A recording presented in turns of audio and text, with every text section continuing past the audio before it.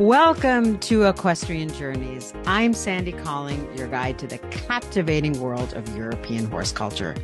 And each episode, we talk about century-old traditions, rich history, and the so vibrant modern horse scene. You'll hear great stories, get insider travel tips, and meet wonderful guests who share our passion of horses and travel.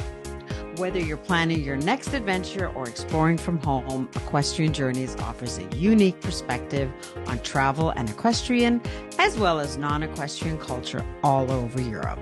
So join me each week as we uncover hidden gems and stories from Europe's amazing horse scene. And today I wanted to share with you a little bit about my background and my growing up around horses. As we say in Germany, plaudern aus dem Nähkästchen, which literally translates means just share from the Nähkästchen, from the little sewing basket. You know, they had those baskets back in the day where they put all the sewing stuff and the thread and the needle. All that good stuff was in the Nähkästchen. Maybe some people still have them. I know I don't. But when I was a little girl, through my friends, I was introduced to horses. I used to go with my friend Heike to the farm and just fell in love with the horses. I started with vaulting lessons, then went to lunge line lessons, and then later on to the Gruppenstunden, to the group lessons. And remember, we had this Zehnerkarte, so a 10-hole punch card, and each lesson it was punched. I don't know why I remember this. I want to say it was 8 Deutschmark, 8 German Deutschmark. So Deutschmark doesn't even exist anymore because it's euro. But anyway, back in the day, maybe it was a lot of money, but looking back now, it was 8 Deutschmark. And I think it's Zehnerkarte you got. So for 10, I think it was 70 Deutschmark. You had a little bit of a saving. So I had to play the piano. So my mom, if I did not practice piano, I was not allowed to go to horseback riding lessons. So that was her little bribe. And the horseback riding lessons were everything. I lived for Saturday mornings when I went to my riding lesson. And when I got a little older, around 8 or 9, I would ride my bike. I would ride my bike to Ein, which is a small town. I was raised in Zweibrücken, and we also had a state stud farm, and there were riding lessons there. But I went out to Einöd because that's where a lot of my friends were. So I would ride on my bike. I can't remember. I think it was 13 kilometers, something like that. I don't know. I would ride my bike to Einöd, to the farm, the barn, the stables. It was all lesson horses. There were no private horses. It was a lesson facility. And we had an indoor arena. There was a big outdoor arena and jumping arena. There were actually two. And then there were also, you would ride up this hill and there were fields in the back. And so sometimes in summer, we would ride ins Gelände. We'd go ins Gelände. So we would go out on the trail. And I remember there were these Stoppelfelder and we would canter over the Stoppelfelder.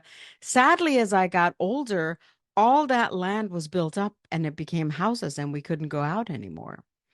So we would, on a Saturday morning, if we were the first lesson, we would go. And Havalna, who was my writing teacher at the time, and I absolutely adored him. Conny Wallner, he also had a brother who was a writing teacher, and I forgot his name, but Konrad Wallner was my writing teacher, Conny, and he was incredible. He was just such a great guy, and he would stand in the middle of the arena. And sometimes if it was cold and it was the first lesson and the horses were just came out of their boxen, or they had the Stände too. I don't even know if they have these here in America, but the Stände, it's like just you walk in and the horses were on a halter and they were tied to the side.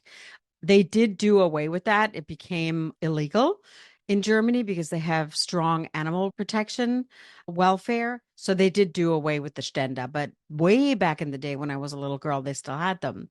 So if the horses were cold, it was the first lesson. Sometimes they would buck and run and kick. And Havana would stand in the middle. I will never forget this. And he would start whistling and he'd stay very calm.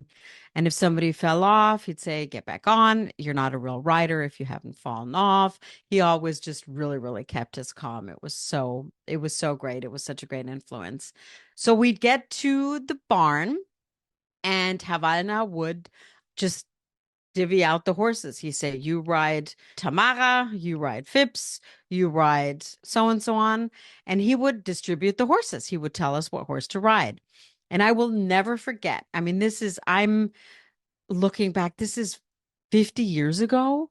And I still remember it was Tamara, Phipps, Fidelio, Carmen, Edgar, Alfred, Pietro, Zigeuner, and Julia.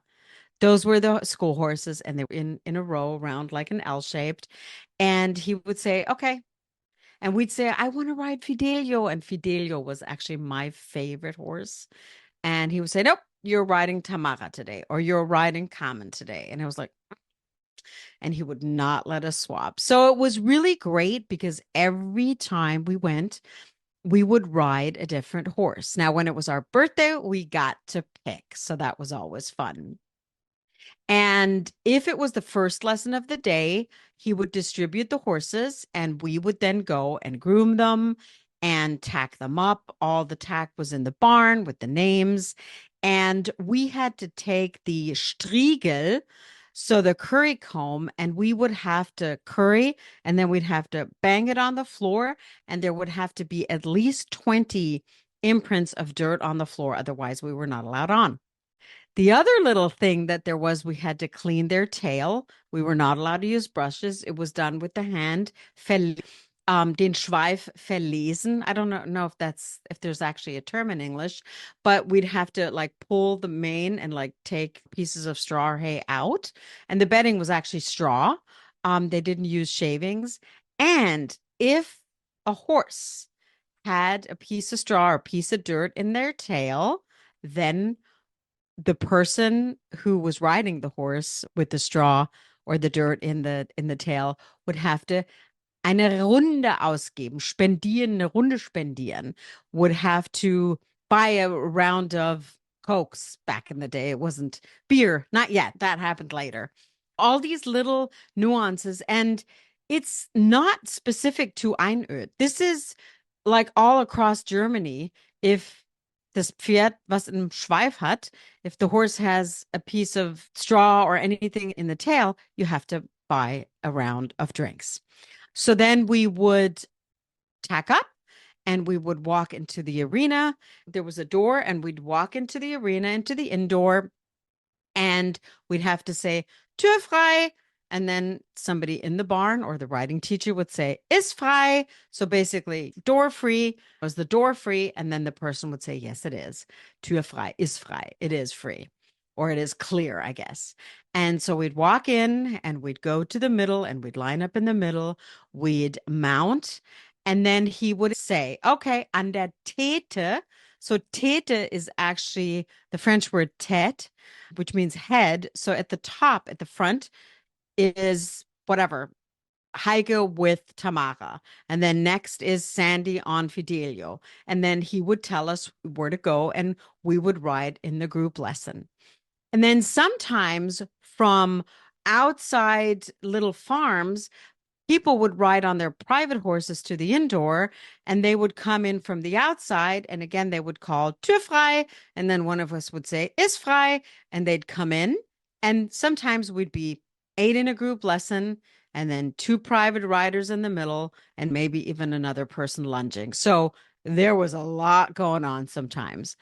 And we would get instruction from Havalna. Initially, we would walk and then we would trot and canter. And a lot of times, the first person would canter and meet up with the last person and then the next person and so on. Sometimes we do a little bit of a quadrille. So we do a drill, like I think you say drill in English, and all these fun different things. We do cavalettis. Havana would make us jump over a cavaletti without arms. Then sometimes he would put a jump up without arms. There was a lot of discipline, a lot of variety, and it was just so fun. At the end of the lesson, we would all come in and then we would aufmarschieren and we'd all stand next to each other. And when we were all standing, then we were allowed to dismount. If it was the first lesson, the next students would be there, and then he would have already distributed the horses to the next group, and they would come and hop on. And sometimes the poor guys had to go 3 and 4 group lessons. It was just different back in the day.